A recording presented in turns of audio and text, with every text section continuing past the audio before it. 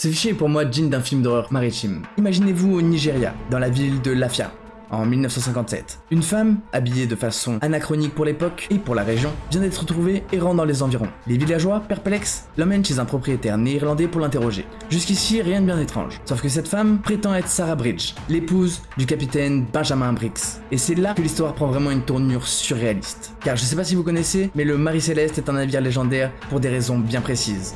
En 1872, il a été retrouvé à la dérive dans l'Atlantique, sans aucune trace de son équipage. Tout à bord semblait dans l'ordre, mais l'équipage avait disparu sans laisser aucune trace. Le mystère du Marie Céleste est l'un des plus grands mystères maritimes de tous les temps. Alors comment se fait-il que, près de 85 ans plus tard, une femme prétend avoir été la femme du capitaine? Et comment elle pourrait réapparaître soudainement à des milliers de kilomètres dans un petit village africain? Pour ajouter un petit peu de contexte historique, il faut savoir qu'en 1957, le Nigeria est encore sous domination coloniale, ce qui pourrait expliquer la présence d'un propriétaire néerlandais dans cette région. Mais l'apparition d'une femme blanche, affirmant être Sarah Bridge, soulève des questions troublantes. Sarah Bridge est censée avoir disparu en 1972, notamment avec le reste de l'équipage du Marie Céleste. Alors comment elle pourrait réapparaître plus de 85 ans plus tard? De plus, le livre prétend que cette femme se serait la nuit après avoir été interrogée. Mais alors pourquoi elle aurait fait ça? Surtout après avoir révélé une histoire aussi étrange. Par contre, j'ai fait quand même quelques recherches, et à part dans ce livre, aucune trace officielle ou mention de cet incident n'a été retrouvée dans des archives historiques, ce qui pour moi rend l'histoire un peu suspecte. Il faut savoir que le Marie Céleste a donné son nom à de nombreuses théories, allant de la piraterie à l'enlèvement extraterrestre. Cette histoire à Lafia pourrait être un ajout à cette légende. Une théorie populaire, dans le cercle des conspirationnistes,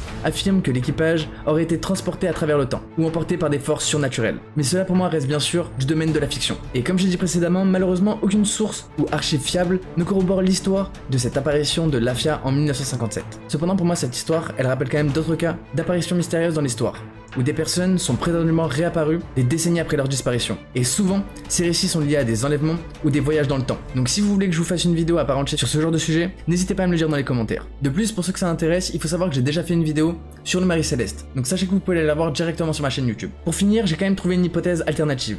Si l'histoire est vraie, il est possible que cette femme souffrait de troubles psychologiques et ait adopté l'identité de Sarah Bridge, sans raison apparente. Après, une autre possibilité est que l'histoire soit purement une légende urbaine, ou encore une exagération ou invention totale, notamment pour exploiter la renommée du mystère autour du Marie Céleste, et peut-être lui ajouter une nouvelle dimension. Mais quoi qu'il en soit, ce cas est quand même fascinant et mystérieux. Même s'il manque cruellement de preuves tangibles, l'idée que l'épouse du capitaine ait pu disparaître et réapparaître des décennies plus tard dans une région totalement inattendue est à la fois troublant et captivant. Cependant, sans document historique pour soutenir ces affirmations, pour moi il est quand même probable que le cas révèle davantage de la légende ou de la fiction. Pourtant, pour moi il reste quand même un parfait exemple de ces histoires qui continuent d'alimenter des mystères inexpliqués et les théories les plus étranges. Et voilà, c'est la fin de ce fichier alien fascinant tiré de The Alien Wacebook. J'espère que cette exploration vous a intrigué tout autant que moi et que vous avez apprécié ces mystères. Pour ceux que ça intéresse, n'oubliez pas que cette vidéo fait en réalité partie d'une vidéo bien plus grande où nous analysons tous les fichiers présents dans le livre The Alien Wacebook. Vous pouvez retrouver l'intégralité de ces enquêtes avec encore plus de révélations et de théories dans la vidéo complète disponible sur la chaîne. Donc si vous souhaitez en savoir plus sur les phénomènes extraterrestres et les mystères cachés de l'univers, je vous encourage vraiment à aller voir cet épisode. En attendant, n'hésitez pas à liker cette vidéo,